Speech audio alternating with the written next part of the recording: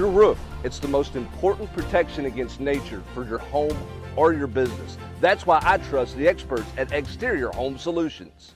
Exterior Home Solutions 2-minute drill on this Monday of Kentucky Week, Huber. And you asked Josh Heupel about analytics, what goes into the decisions to go for it on fourth down, the play calls, all that. Your take on his answer? Obviously analytics are a part of it, but that's not the sole deal. I mean, it's gut decision on when to go for it on fourth down, and this team is obviously actually not gone for it on fourth down as much this year as they have in previous years when you look at Josh Heupel, but it's magnified this year. It stands out this year because they've been so bad on fourth down. 3 of 13, just 1 of 6 on 4th and 2 or less. He was asked about, a tush push and doing different things. He said they've tried a variety of formations. What's the tush push? Yeah, I don't think he knew the name of it. He doesn't pay a whole lot of attention to the NFL on Sundays, but he says they've tried a variety of different things. I think they've been in that condensed formation more than they've been in anything else, and it's not worked. So we'll see what Tennessee comes up with to improve in that area, which is not very good right now. Kentucky obviously, loves to run the football, and he talked about being really good at the point of attack. You can't let, the running back get to the second level. Yeah, you can't let Ray Davis get going, and that's what you got. You've got to win for early downs and get them into third and passing situations to put it on Leary, and you can't let Ray Davis continually get to the second level and kind of wear you down. And Tennessee did a really good job in the run game in the first half at Alabama.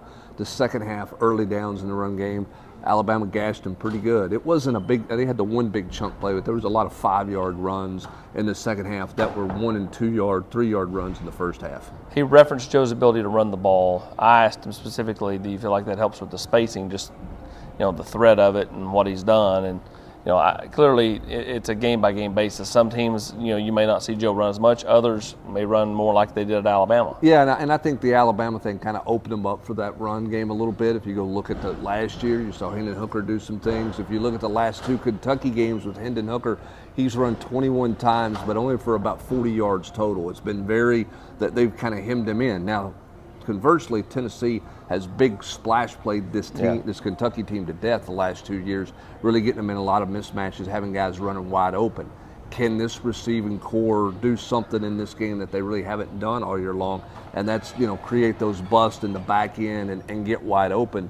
We'll have to see. That'll be an interesting deal because the last 2 years, Tennessee's not had to drive the ball a whole lot against Kentucky. It's been a lot of big plays. That's not who this offense is right now. No, but Tennessee's also been able to run the ball with some big chunk plays against Kentucky, and you would think that, while they didn't do it against Alabama with the traditional running backs, you would think that the running backs will have opportunities Saturday. Yeah, I certainly would think so, and Tennessee's got to run the football effectively, too. And one other thing here, I know some people are asking, Josh Heupel didn't get a ton of stuff about officiating and all that stuff coming out of the game in his press conference today. Tennessee did what they do, every school does on Mondays. They turned in a variety of plays to the league office, questioning officiating, looking for explanations, all those types of things. Regular protocol. We'll never hear what the results of any of those things are. But Tennessee did go through the regular procedure and turn in plays just like every school in the conference does each and every Monday.